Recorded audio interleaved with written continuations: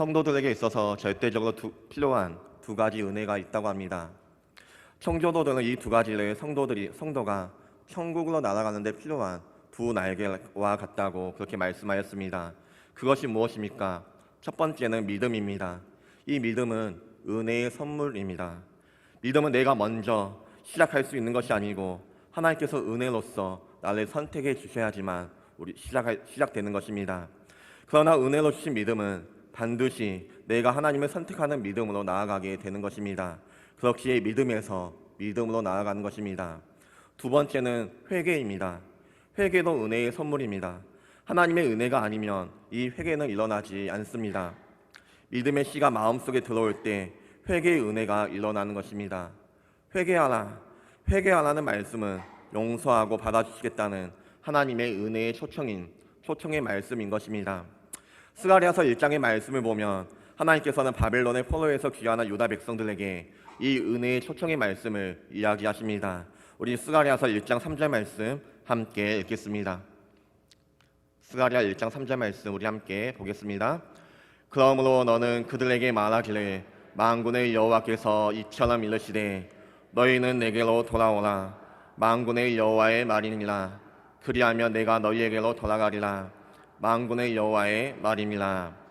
하나님께서는 유다 백성들에게 너희는 내게로 돌아오라고 그렇게 말씀합니다. 그러면 내가 너희에게로 돌아갈 것이라 라고 이야기합니다. 이 돌아오라는 말씀은 받아주시겠다는 하나님의 은혜의 초청입니다. 하나님께서 내가 너와 함께하고 싶다라는 말씀입니다. 현재 있는 자리가 하나님께서 원하시는 자리가 아니니 그 자리에서 벗어나 하나님께로 오라는 하나님의 초청의 말씀인 것입니다. 그리고 하나님께서는 스가랴에게 8가지 환상을 통하여서 유다 백성들이 힘을 내어 성전을 재건할 수 있도록 격려하셨습니다. 그리고 그들은 작지만 외형적으로 볼 때에는 보잘것없지만 하나님 앞에 나와 마음껏 예배드릴 수 있는 성전을 완공하였습니다. 성전만 지으면 다 될 줄 알았습니다. 이 성전만 다 지으면 하나님께로 돌아갈 수 있을 줄 알았습니다. 성전만 지으면 우리 안에 있는 죄의 문제들이 해결되고 악독과 불의가 사라질 줄 알았습니다.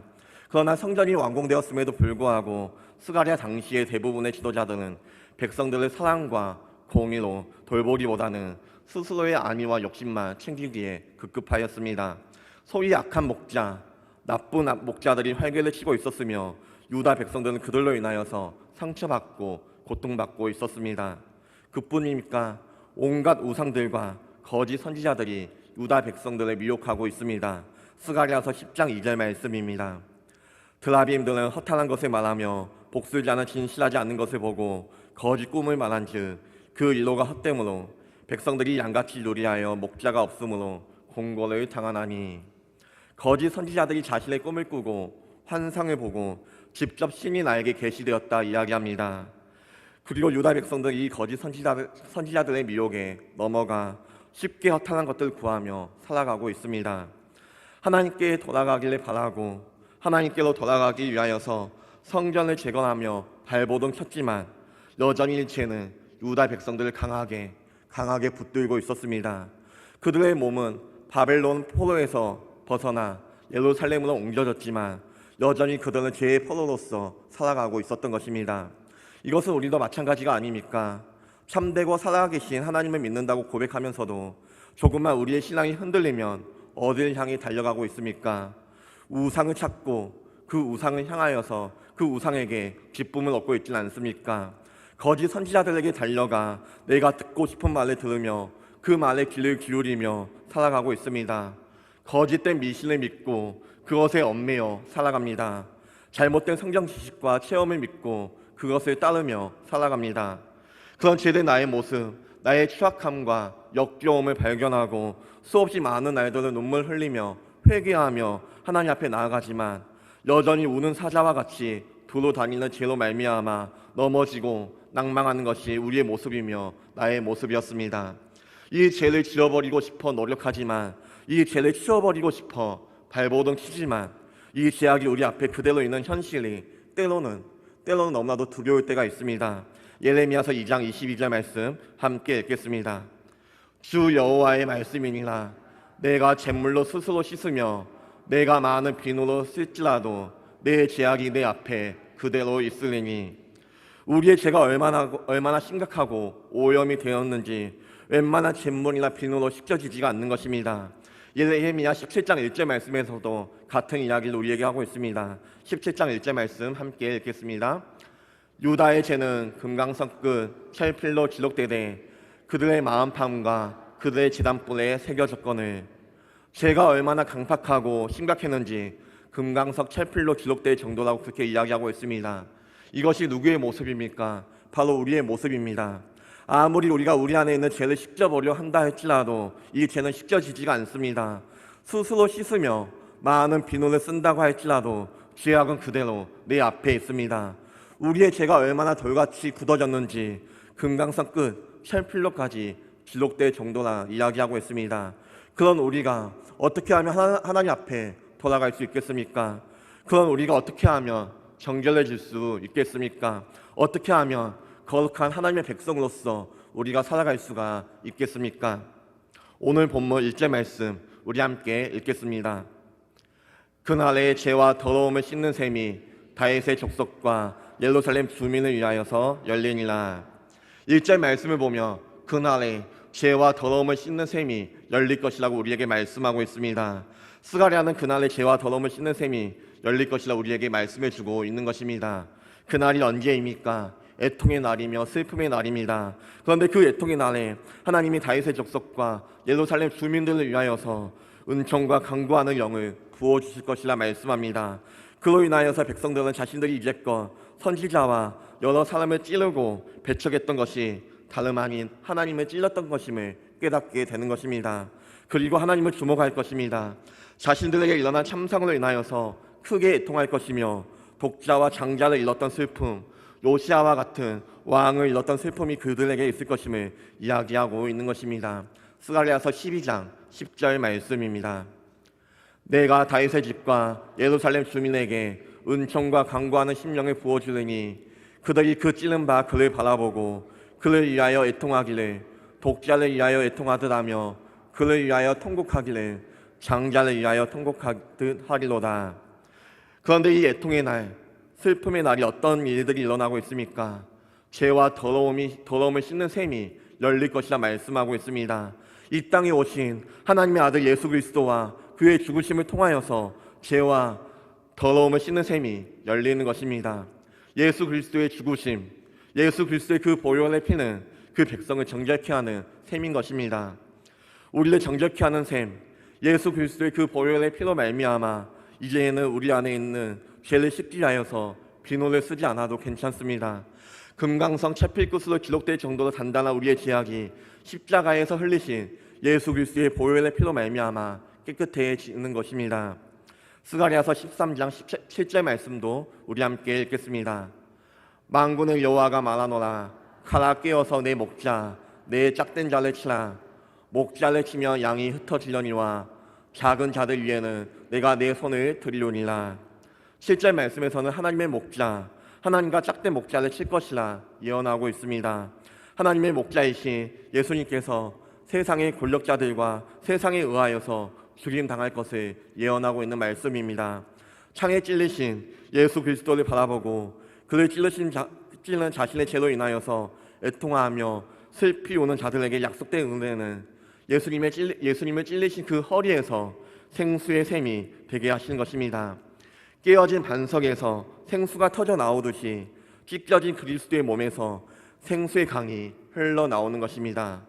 우리를 모든 죄에서 깨끗게 하시는 예수님의 피, 그 정결의 샘은 갈보리 언덕에서 터졌습니다. 십자가에서 열린 것입니다. 이 죄와 더러움을 깨끗하게 하는 샘이 열릴 때 그 솟아나는 보혈의 샘물로 인하여서 무엇이 제거됩니까? 먼저 우상이 제거된다 우리에게 이야기하고 있습니다. 2절 말씀 우리 함께 읽겠습니다. 만군의 여호와가 말하노라. 그날에 내가 우상의 이름을 이 땅에서 끊어서 기억도 되지 못하게 할 것이며 거짓 선지자와 더러운 귀신을 이 땅에서 떠나게 할 것이라. 우상을 왜 생존하는 것일까요? 우리는 왜 하나님을 버리고 우상을 찾는 것일까요? 하나님께서 나의 욕구를 충족시키는 분이 아니라고 느끼기 때문입니다. 간절히 도움이 필요한데 하나님께서 무관심한 것처럼 보일 때 사람들은 예측 불가능한 하나님보다 인과응보가 확실한 보이는 것에 마음이 끌리게 되는 것입니다. 이것이 많은 우상들이 생겨나는 이유이며 우리가 우상을 찾게 되는 이유인 것입니다. 하나님께서는 예레미야를 통하여서 이스라엘 민족이 멸망한 원인, 그 원인의 두 가지를 이야기하고 있습니다. 예레미야 2장 13절 말씀입니다. 함께 읽겠습니다. 내 백성이 두 가지의 악을 행하였나니 곧 그들이 생수의 근원되는 나를 버린 것과 스스로 웅덩이를 판 것인데 그것은 그 물을 가두지 못할 터진 웅덩이들이니라. 이스라엘 백성들이 행한 두 가지 악이 무엇입니까? 첫 번째 악은 생수의 근원 되시는 하나님을 버린 것입니다. 그리고 두 번째는 스스로 웅덩이를 판 것인데 그것은 그 물을 가두지 못할 터진 웅덩이들이라 이야기하고 있습니다. 여기에서 솟아나는 샘물과 물이 저장되지 못하는 웅덩이를 비교하고 있습니다. 물이 솟아나는 샘이 있는데 이를 외면하고 물이 저장되지 않는 터진 웅덩이를 구하며 만드는 어리석은 모습을 보여주고 있는 것입니다. 그런데 샘물을 외면하는 것과 터진 웅덩이를 만드는 것은 서로 연결되어 있습니다. 우리가 하나님을 향한 갈망을 잃어버린다면 우리 가운데 찾아오는 것이 무엇입니까? 자기를 위한 신을 만드는 갈망이 찾아오게 되는 것입니다. 우리가 하나님을 향한 예배를 그치게 될 때 우리가 아무도 예배를 하지 않는 것이 아니라 하나님이 아닌 다른 것을 예배하며 나아가는 우리의 모습을 발견하게 되는 것입니다. 요한복음의 말씀을 보면 생수의 근원 되시는 하나님을 버리고 스스로 웅덩이를 만든 한 여인의 이야기가 나옵니다. 야곱의 우물에 물을 길러온 이 사마리아의 여인입니다. 그녀는 남편이 5이나 있었고 지금도 함께 사는 남자도 남편이 아닙니다. 이 사마리아 여자의 문제가 무엇입니까? 목마름입니다. 그녀는 이 목마름을 해결하기 위하여서 스스로 웅덩이를 팠는데 그 웅덩이는 물이 저장되지 못하는 터진 웅덩이였습니다. 남편을 만났으나 이 목마름이 해결되지 못합니다. 또 새로운 남편을 만나고 또 새로운 남편을 만나며 6개의 웅덩이를 스스로 팠지만 이 목마름의 문제는 결코 해결되지 못하고 있는 것입니다. 예수님은 이 여인에게 물을 좀 달라고 말씀하시면서 이렇게 말씀하셨습니다. 요한복음 4장 13절과 14절 말씀 우리 함께 읽겠습니다. 예수께서 대답하여 이르시되 이 물을 마시는 자마다 다시 목마르려니와 내가 주는 물을 마시는 자는 영원히 목마르지 아니하리니 내가 주는 물은 그 속에서 영생하도록 솟아나는 샘물이 되리라. 예수님께서는 안에서 밖으로 솟아나는 샘물을 주실 것이라 말씀합니다. 이러한 샘이 열리며 목마르지 않게 되므로 스스로 만든 우상은 모두 제거될 것입니다. 우상은 기억도 못하게 될 것이라 이야기합니다. 사랑하는 성도 여러분, 우리는 사마리아 여인처럼 목마름을 해결하지 못한 채 물을 저장하지 못하는 터진 웅덩이를 파며 살아가고 있지 않습니까? 이 목마름을 해결하기 위하여서 새로운 남자를 만나고 또 새로운 것을 구하며 또 새로운 우상을 구하며 그렇게 터진 웅덩이만 파며 살아가고 있지 않습니까? 목마름을 해결하기 위하여서 헛된 것들을 구하며 헛된 우상들을 구하며 살아가고 있지 않았습니까? 생수의 근원 되시는 예수님을 버리며 터진 웅덩이를 구하며 살아가는 것이 아니라 우리 안에 있는 모든 우상들을 제거해 주시겠다고 약속하시는 예수 그리스도의 그 보혈을 의지하며 나아갈 수 있는 우리 모두가 되시길 소망합니다. 예수 그리스도로 말미암아 죄와 더러움을 깨끗하게 하는 샘이 열릴 때 우상이 제거될 뿐만 아니라 거짓 또한 제거됩니다. 스가랴서 13장 3절과 6절 말씀을 보면 거짓을 말하던 선지자들이 스스로 선지자가 아닌 것처럼 자신을 숨기게 될 것임을 보여주고 있습니다. 거짓이 더 이상 통하지 않기 때문입니다. 거짓된 사람은 변명과 위장을 하며 살아갑니다. 거짓 선지자들은 또 다른 거짓말로 자신을 감추게 됩니다. 자신도 자신이 가짜인 것을 알기 때문에 거짓말을 할 수밖에 없는 것입니다. 거짓은 또 다른 거짓을 낳게 되는 것입니다. 거짓된 사람은 자신의 거짓을 감추기 위하여서 끊임없이 거짓을 말하게 되며 점점 진실과 생명으로부터 멀어져 멸망의 길로 그렇게 가는 것입니다. 그러나 가장 가까운 가족일지라도 거짓 예언을 하는 자들을 용납하지 않게 되며 그들은 거짓 예언을 할 때 털옷을 입지 않게 될 것입니다. 그리고 말하기를 나는 선지자가 아니라 농부라고 말하며 어려서부터 사람의 종이었다고 이야기합니다. 누군가 그를 향하여서 우상 숭배의 흔적을 발견하며 그 흔적은 어떻게 된 것이냐라고 질문을 할 때 친구의 집에서 상처를 입었다고 돌로 내는 것입니다. 우리 안에도 이런 거짓된 모습이 있습니다. 어떤 모습입니까? 실상의 나의 모습은 하나님과 가깝지 않는데 하나님과 가까운 척하는 것입니다. 실상의 나의 모습은 하나님과 올바른 관계가 형성되어 있지 않는데 나는 훌륭한 신앙생활을 하고 있어, 나의 신앙은 흔들리지 않아, 나는 하나님과 올바른 관계를 맺고 있어 라고 내 자신에게 거짓말하는 것입니다.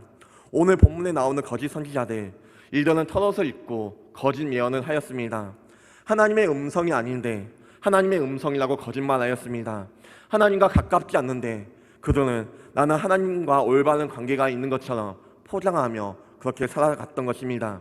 그런데 죄와 더러움을 씻는 셈이 열리면 그러한 거짓은 떠나가게 될 것입니다. 십자가의 공동체, 보혈의 셈이 흐르는 공동체에서는 거짓이 통하지 않게 될 것입니다. 더러운 영이 떠나가게 될 것이며 새 영과 새 마음이 임하게 될 것입니다. 진정 씻어야 할 것은 더러워진 우리의 마음입니다. 우리 안에는 죄와 더러움의 셈이 있습니다. 끊임없이 죄를 솟아나게 하는 셈이 우리 안에 있는 것입니다. 끊임없이 우상을 만들어내고 죄를 생산하는 셈이 우리 안에 자리 잡고 있는 것입니다. 그런데 감사하게도 더 큰 능력을 가진 셈이 있습니다. 그것이 무엇입니까? 주 예수 그리스도의 보혈의 셈이 우리 가운데 있는 것입니다. 이 보혈의 셈에 풍덩 몸을 던지면 거짓은 떠나가게 될 것입니다. 이것이 얼마나 큰 은혜입니까? 그래서 우리 마음속에 갈급함이 있는 것이며 우리의 마음속에 갈급함이 생겨나는 것입니다. 우리가 영원히 살아갔다는 그 증거가 무엇입니까? 갈급함이 회복되는 것입니다. 내가 더럽다는 것을 깨닫게 되는 것입니다. 내가 씻음을 받아야 된다는 것을 깨닫게 되는 것입니다. 내가 멀쩡하지 않다는 것을 깨닫게 될 때 우리는 회복할 수 있는 그 시작을 할 수가 있는 것입니다. 내 안에 씻어야 할 엄청난 더러움이 있다는 것을 깨닫게 될 때 우리는 하나님 앞에 나아갈 수가 있는 것입니다. 그래서 주님의 보혈을 날마다 의지할 수밖에 없습니다. 살아있는 영혼은 그래서 갈급한 마음을 가지고 하나님 앞에 간절하게 나아가는 것입니다. 날마다 갈급함이 내 안에, 목마름이 내 안에 있는 것입니다. 왜냐하면 내 안에 씻어야 될 너무나도 많은 더러운 죄악들이 가득 차 있기 때문에 그렇습니다. 아침마다 거울을 보고 우리의 몸을 깨끗하게 씻듯이 하나님 앞에 날마다 우리의 몸을 씻어낼 수 있어야 하는 것입니다. 그런데 문제는 우리의 영혼이 더러워졌음에도 불구하고 그것을 깨닫지 못하고 우리는 살아간다는 것입니다. 예수님을 믿고 신앙생활을 하고 믿음의 공동체 가운데 있으면 우리는 또다시 착각을 합니다.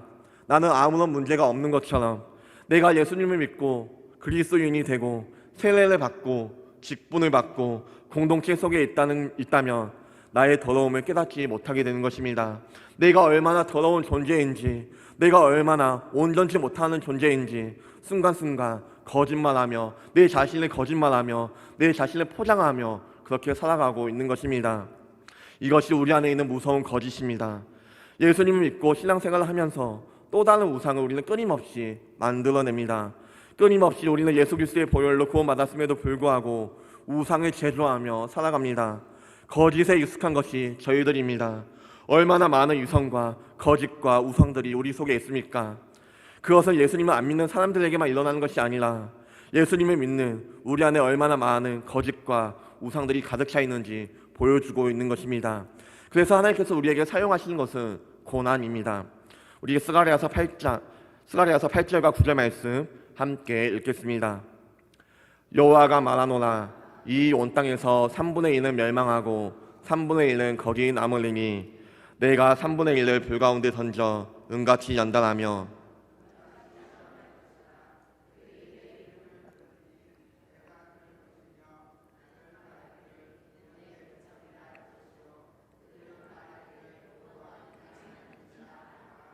아멘.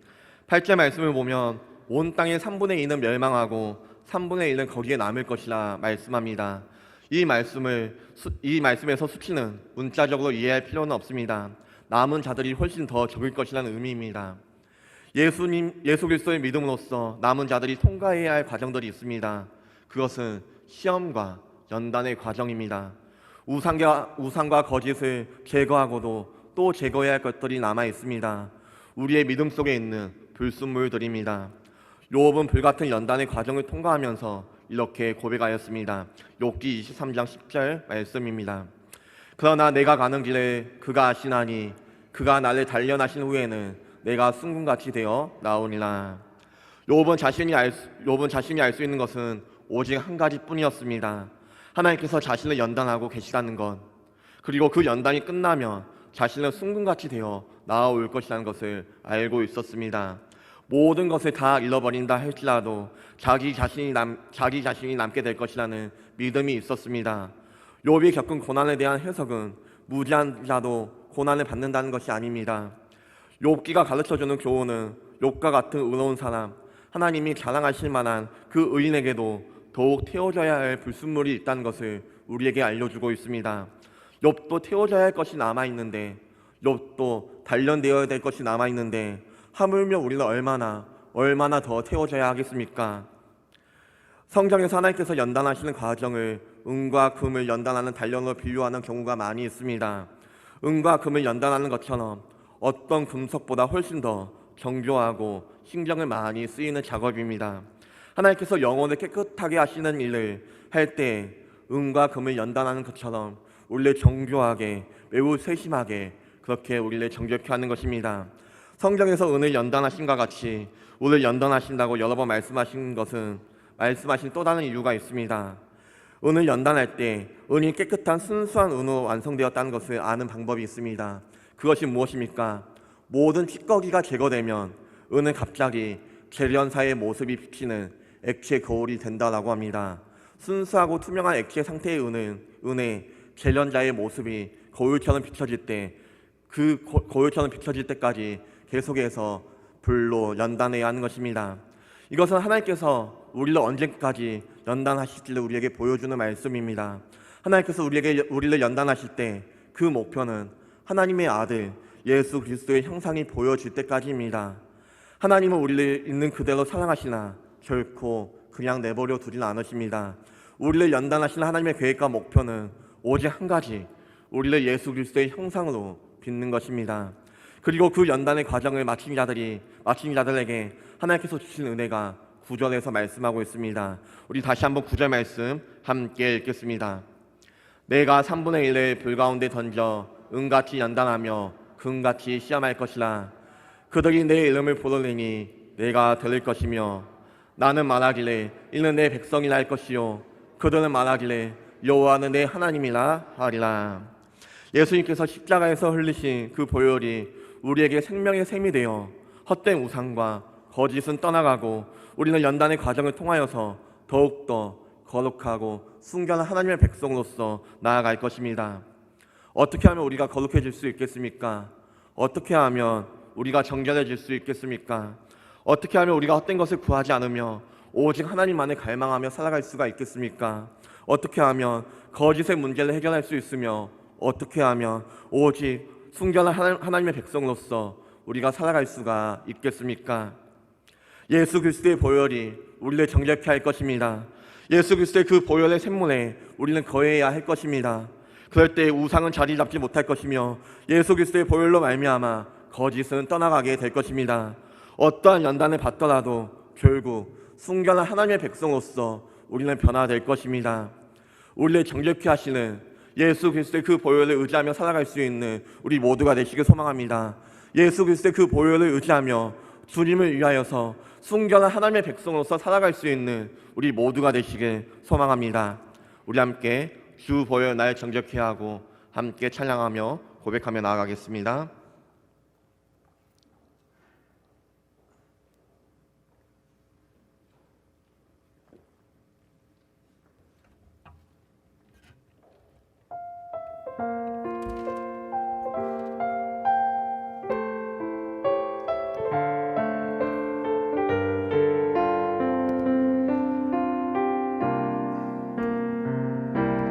주 보혈 날 정결케 하고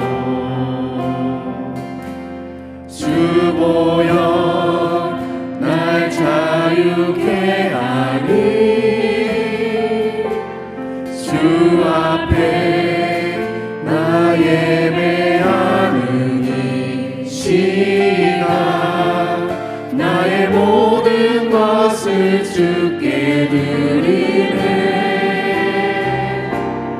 주의 손 날 위에 지키셨고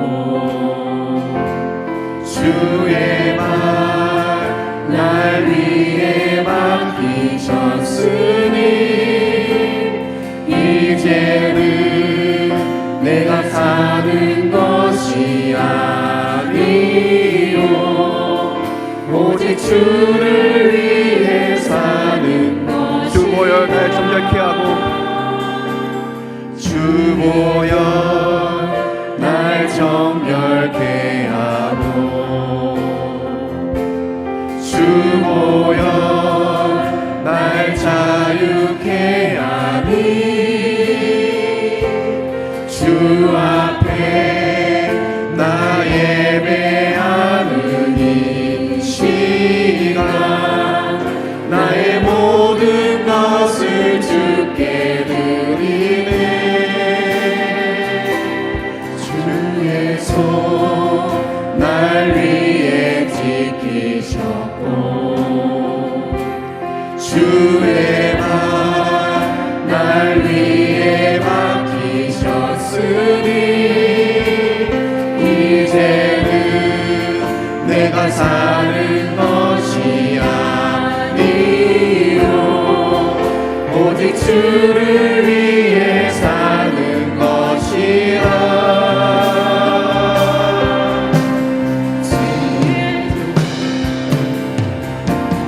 주의 손에 나의 손을 포개고 또 주의 말에 나의 말을 포개요 나 주와 함께 죽고 또 주와 함께 살리라 영원토록 주 위에 살리라 주의 손에 나의 손을 포개고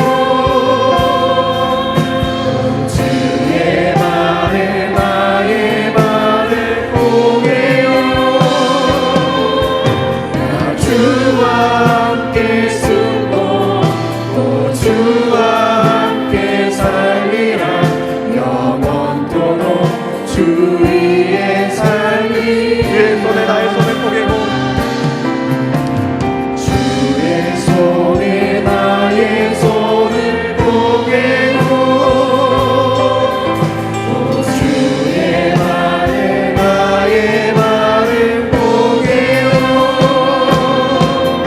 나 주와 함께 죽고 또 주와 함께 살리라 영원토록 주 위에 살리라 주의 손에 나의 손을 포개고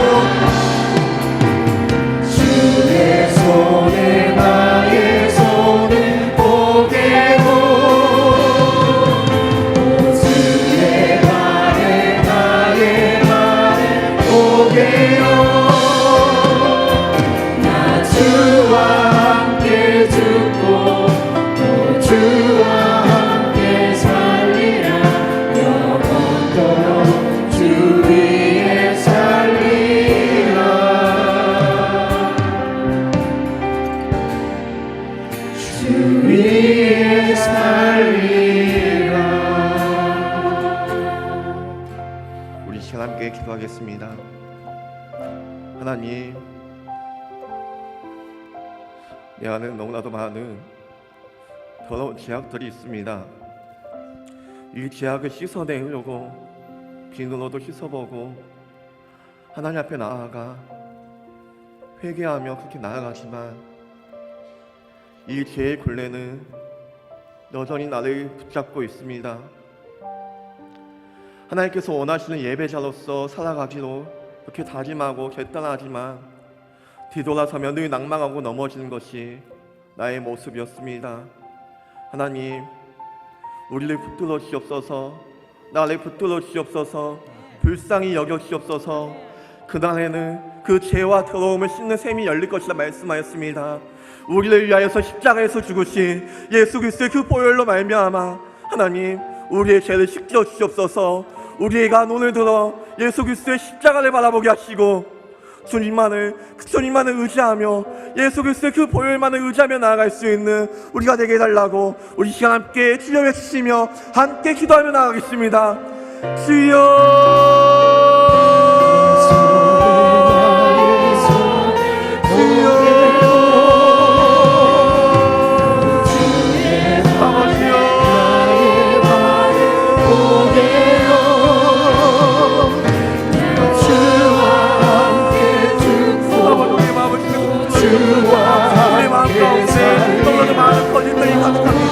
하나님을 예배하며 하나님을 나옵니다. 우리의 삶의 모습은 아무도 보지 않는 나의 모습은 너무나도 많은 거짓과 위선이 가득합니다.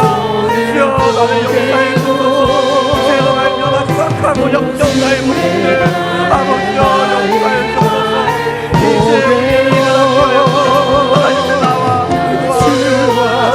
강구하지마. 아버지 죄는 나를 여전히 못 보이고 죄를 말미암아 내가 늘 넘어진 모습을 하나님 발견합니다. 주여 내 마음을 걸쳐서 내 나의 마음을 만들어주옵소서. 내 마음 가운데 예수 그리스도의 그 보혈만을 위하여 아버지 그 마음을 주어서 해주옵소서. 주님의 그 보혈만을 의지하며 주님의 그 보혈만을 보내나가게 아버지 그 마음을 주어서 해주옵소서. 눈을 들어 주와 죄와 더러움을 씻는 그 세미자의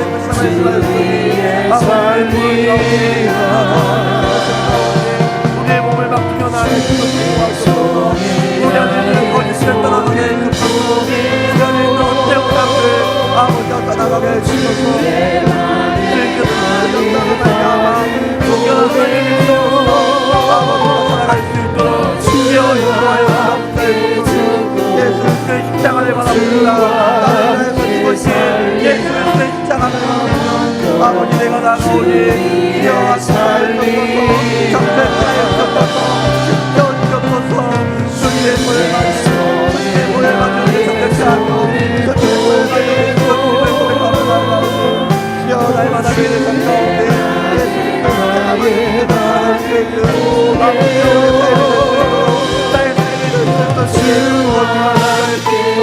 더 이상 죄가 나를 붙지 않게 해주소서. 더 이상 죄가 나를 붙지 않게 해주소서. 모든 예수 그리스도를 말미암아 승리하는 아버지 우리의 삶이 되어주소서. 인도하여 주옵소서. 주님을 바라보며 주님을 바라보며 예수 그리스도의 십자가를 바라보며 나아갈 수 있는 아버지의 주와 함께 주님을 살리신 주와 함께 살리며 아버지 나아갈 수 있도록 함께 살리라.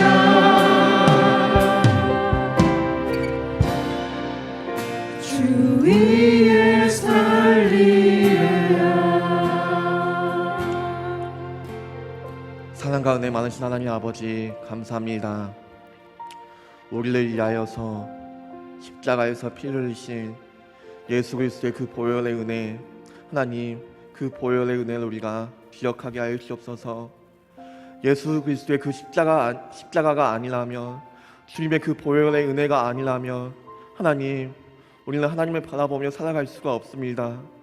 주님의 그 보혈의 은혜가 없다면 여전히 우리의 삶은 죄로 말미암아 넘어지고 낭망하며 고통받고 그렇게 무너지는 삶을 살아갈 수밖에 없음을 하나님 고백합니다. 여전히 우리의 삶 가운데 우상이 가득하며 거짓된 위선과 그 거짓이 가득하는 모습밖에 없음을 고백합니다. 주님, 우리가 예수 그리스도의 그 십자가를 바라보게 하여 주옵소서. 예수 그리스도의 그 보혈의 은혜를 바라보게 하여 주옵소서. 죄와 더러움을 씻는 셈이 열릴 것이라고 말씀하여 주셨사오니 그 보혈의 은혜 가운데, 보혈의 샘 가운데 우리의 몸을 맡기며 나아갈 수 있도록 주님 인도하여 주시고 함께하여 주옵소서. 그리하여서 우리가 순결한 주의 백성으로서, 순결한 하나님의 자녀로서 살아갈 수 있도록 주님 인도하여 주시며 함께하여 주옵소서. 이제는 우리 주 예수 그리스도의 은혜와 하나님의 크신 사랑과 성령님의 감화 감동 교통 역사하심이 예수 그리스도의 그 십자가만을 바라보며 살아가길래 다짐하고 결단하는 사랑하는 참당자의 식교회 머리 위에 영원토록 함께 있을지어다. 아멘.